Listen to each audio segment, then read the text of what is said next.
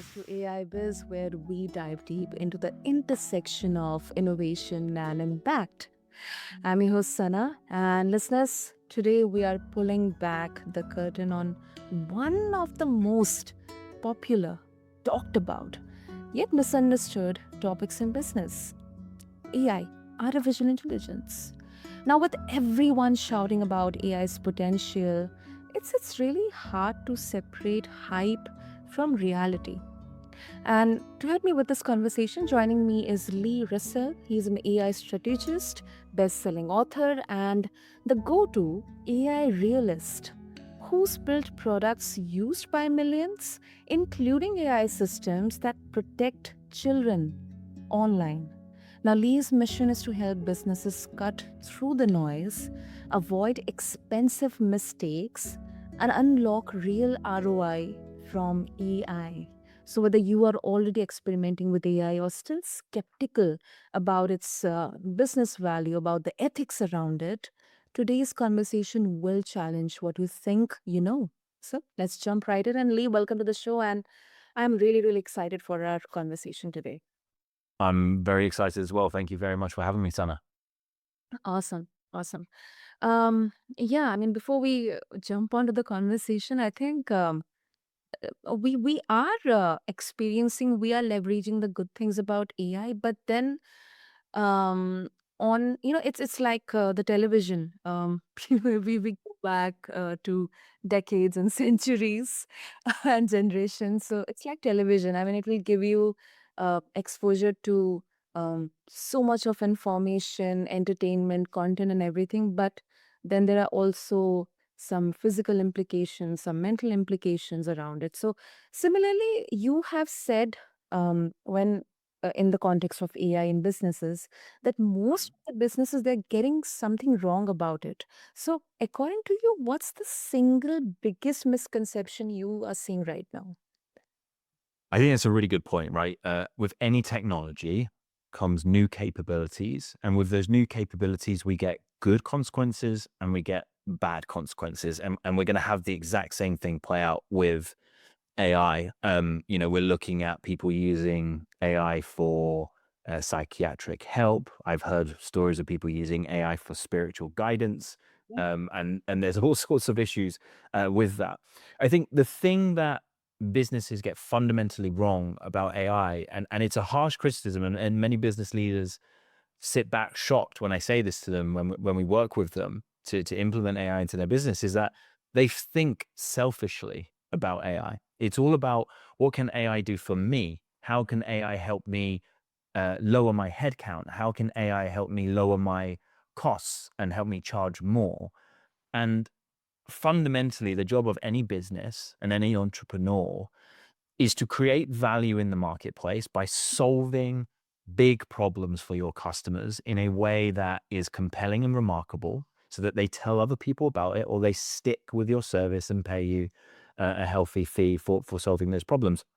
And so we must think about the application of AI in terms of, we call them burning hair problems. They are problems that are immediate, pressing, and you can't ignore them. It's like having your head on fire. We need to identify the problems that our customers are suffering from, that they are screaming out for us to solve, and thinking about, how can we use AI to do a more compelling job in solving that problem in a way that they love. And if more businesses did that, we wouldn't see Gartner did a report where they interviewed thousands of businesses and found that 80% of all businesses they interviewed had failed to get an ROI on their application of AI. And I think the more businesses I speak to about their tentative experiments, it's because they've been selfish in the application of AI. No, I agree. I agree with you, Ali, 100%, because um, especially during pandemic and post pandemic, we every year it was, the third quarter, the beginning of the year, it's the beginning of layoffs. We are still seeing layoffs. We just saw a few major companies doing the layoffs, and although on paper it looks like it's restructuring and all that, but deep down it's about AI. And then we think about whether AI is going to take my job or not. Then we come to privacy issues. We come to more and more AI impersonating scams and, some kind of, digital, morphing videos and AI models, um, you know, uh, AI voice, of your loved ones, but you're not able to even distinguish whether it's the genuine person calling or it's just an AI. So there are definitely implications, not only the business level, but I believe on individual level as well.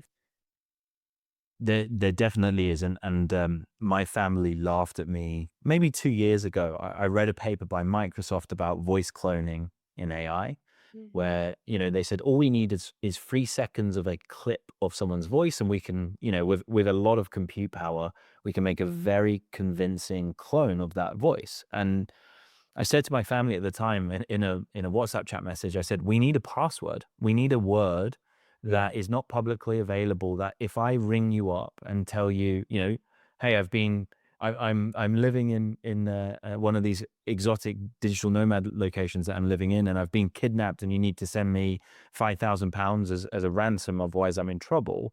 You need to ask me this question. If I can't give you the password, it's not me; it's someone's cloning me. And my family kind of laughed at that because it was before the kind of the awareness of AI, in its current level is at its maximum, right? Every time I get a taxi from the airport and the taxi driver learns what I do, that is what we talk about for an hour. And there is a lot of worry there. And they laughed that off and said that's not a reality. And now we have the password in place. They've become convinced. And it's going to be used in ways to defraud and scam people in ways that we can't even imagine right now. That's not to say that we shouldn't make use of this technology, though. It's that we have to put the sensible safeguards in place and give the education necessary to protect our citizens, our community from nefarious uses of AI. But this is going to cause a lot of issues. Elections are going to be influenced with AI. We're already seeing, major politicians sharing AI videos of their competition, which, yes, we'll have to come up for answers for this as a society. Absolutely. Absolutely. Now, Lilium, you talk about ROI. So right now, where is AI actually delivering measurable returns? And where do you think it's mostly burning budgets? Yeah, so I think there's two areas that we really see like a strong possibility of ROI. So we run something called the 12 AI experiments framework, mainly because businesses get this idea that they want to go on the journey of AI and they try to transform their whole business all at once. That will never work. That's very difficult. So we create a roadmap of 12 experiments and we break those experiments into 3 layers. Okay, we got the cost savers. These are the things that are very small AI projects where you are directly paying someone to do something. So I'll give you an example. Maybe you are paying someone to do your social media posts and they're typing those out manually. Or maybe you are manually typing out a proposal email every time you send one out, or a proposal document every time you send one out. Um, these are very easy to automate with AI. And the whole buzzword in 2025 is AI agents. We have a saying here at Minimal Viable Launch that, using an agent for most jobs is like trying to kill a fly in your living room with a rocket launcher. Like, it's overkill. Most of the time, we just need a simple AI automation. Those projects can be done in a matter of weeks, and you don't fire the person that was writing those sales emails or doing that content. You lift them up and you say, we are going to empower you with these AI tools so you can be more productive, more strategic, more impactful. Those are very, very easy to get a return on investment on, because we can work out the hourly rate of that person you're paying for that work. We can identify a task that we'll refocus them on, which is worth more to the business than that current hourly rate. And then we will outsource that task they were doing to an AI model for, a couple of dollars every time that runs, if not less. So very easy to get an ROI there. The next level up, we call the money makers. The money makers, these are slightly more complex projects. They often do involve agents or multiple agents together. And we look at new products and experiences and points of service that we can plug into the business to do something remarkable. So we ask businesses a question: how could we turn your sales process with AI into something that is as fun and as exclusive as like going and buying a Rolex, right? That is a great sales process. People love that. And to give you an example of this, we work with an animator. He sells complex 3D animations around the $50,000 mark. Not cheap. He works with inventors and founders who have, technically complex products that are hard to explain. And he was like, forever, I have to do the storyboards and all of these sketches, and I have to charge money, and they can't really see what the animation is going to be about before. So it's very hard to sell. And we came up with this idea called the $1 million napkin sketch. So he sits in a call with those um, entrepreneurs and he talks to them about their invention and their business. And he's sketching on a napkin, trying to get one image that encapsulates their, invention that would sell. The AI is recording all of this. And on the back end of that call, he feeds the AI the sketch and all of the transcript, and it spits out a 40-page animation storyboard and a business case for investing in this animation. And he presents it to them the next day. And this blows their minds. It is a completely foreign experience to them of how quickly he produces something so remarkable. And instead of him spending 2 weeks building out that presentation, he can spend a day with them talking through the strategy and how this is going to get them an ROI. So the money makers, more complex, but you're asking questions like, how can we create new products and experiences with AI that were impossible before, that were, we call them high tech, high touch, white glove experiences. And the final layer there, we call the AI moonshots. If you look at your business and your service and you analyze it, there's often something that we call the recipe. These are the sequence of steps and insights that you have that helps deliver the result for your customers. And if you wrap your recipe with AI agents and AI workflows, and then you wrap that in another layer of software, you can often create a piece of software that you could sell to your competitors or to your customers directly. So instead of being a services-based business, you become a startup, a tech startup that has an 8-figure opportunity with this. We did this recently with a VA business where we were helping them, build the moneymaker and the cost saving project. And we looked at that and said, what if we built this into a platform that we sell to other VA agencies? They have the same problems as you, and they're now going on that journey. So those are the 3 key places you can start to look for like strong ROI on your efforts with AI.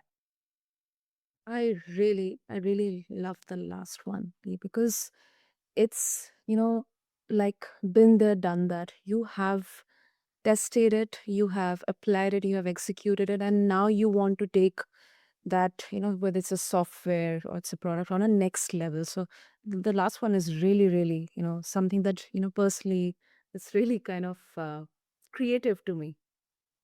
It it's interesting. So when we run the 12 AI experiments process with the businesses that we work with, right? And these are traditionally non-technical businesses. They're VA businesses. We're working with a housing developer, a furniture company. Like they're not flashy tech startups that are doing this.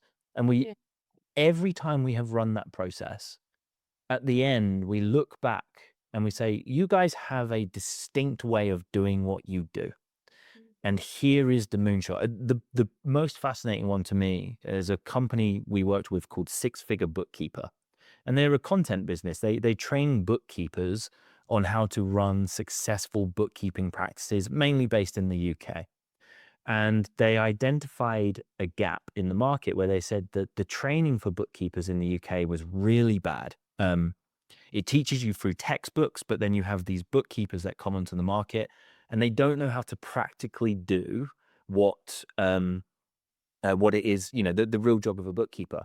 So we came up with their moonshot product, which was we take all of their training and we turn each of those scenarios into a specific AI agent character.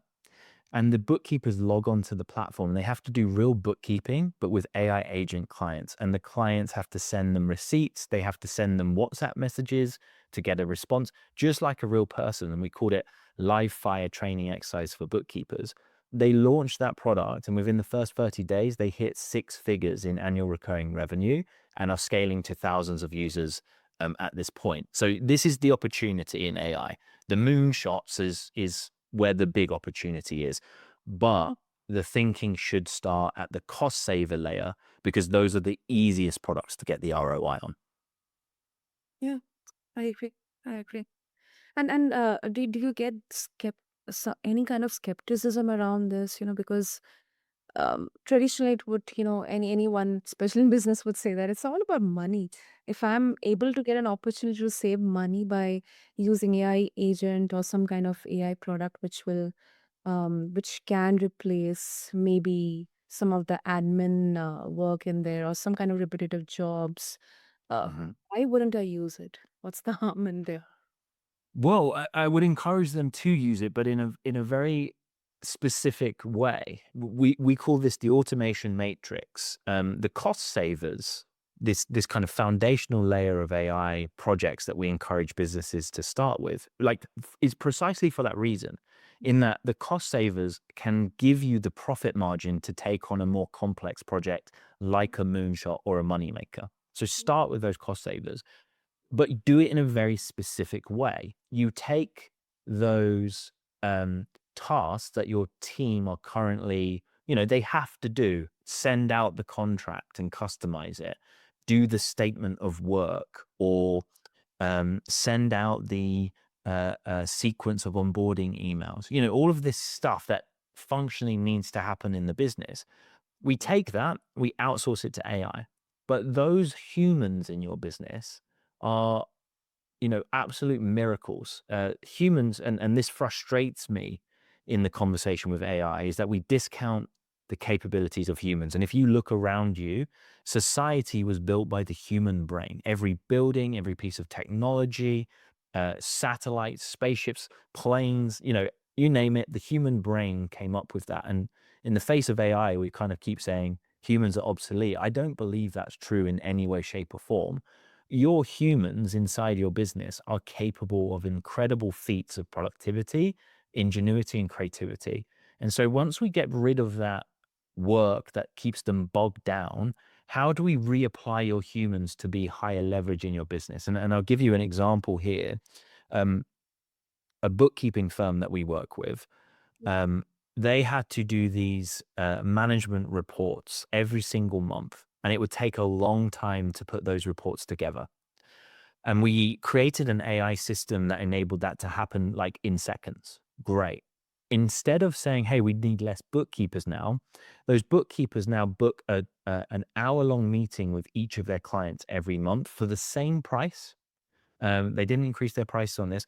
And instead of just sending the management report, the bookkeeper now walks them through the management report, becoming a strategic partner to their businesses they work with. So they've had stickier customers, they've had a higher close rate, and they've had more referrals from their customers than ever before. And that's exactly, I guess, an illustrative case point of outsourcing the low value, repetitive work to AI so that your humans can do high value, high leverage work that makes your customers say, wow. Hmm. That's a really, really positive and effective success story, Lee.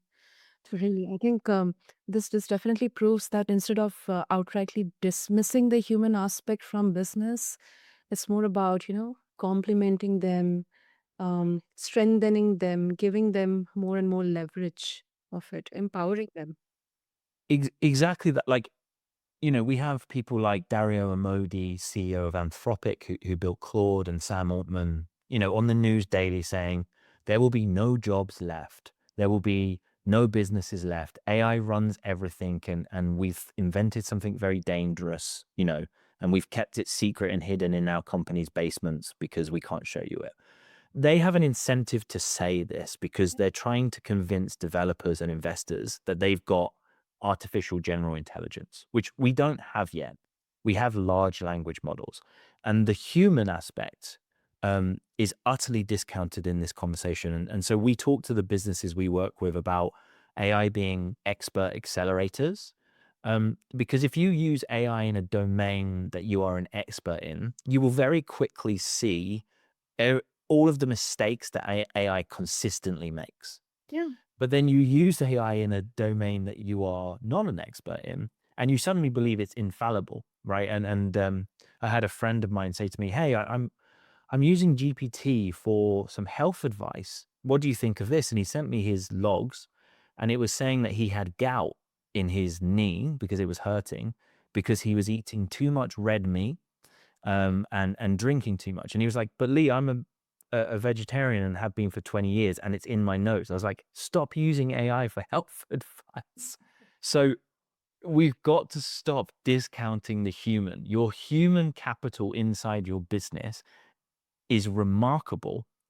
And if you free them up to give them time to breathe and think, they can be outstanding performance for you. They can do, like, this is why we call it high tech, high touch. It's not about using tech to build barriers between you and your customers. It's about using tech to free up enough time so you can be more visible to your customers.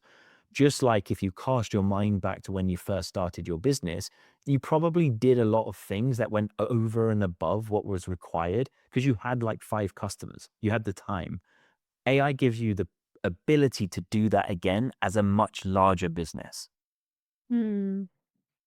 That's really very well put, Lee. And I could go on and on hours on this conversation, but if our listeners they would like to connect with you, what would be the best way, Lee? So you can find me on LinkedIn as Lee Russel. Our company is Minimal Viable Launch .io, and we have a YouTube channel of the same name, Minimal Viable Launch. And we run a workshop every single month where we teach forward-thinking entrepreneurs how to win in this new age of business, how to start building AI agents into their business, and start getting that ROI. So if they want to sign up for that, I'm sure I'll give you a link to that webinar, and it will be in the show notes for them.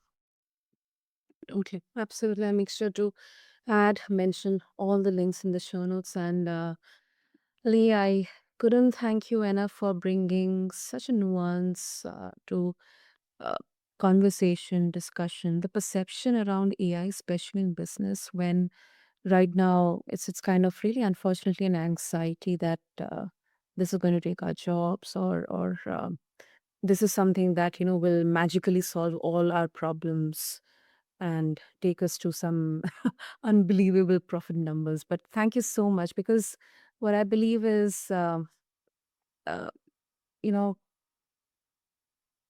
it's if business leaders, I mean, AI can transform our business, but only if we approach it with clarity, not just blind hope. So thank you so much for bringing this up.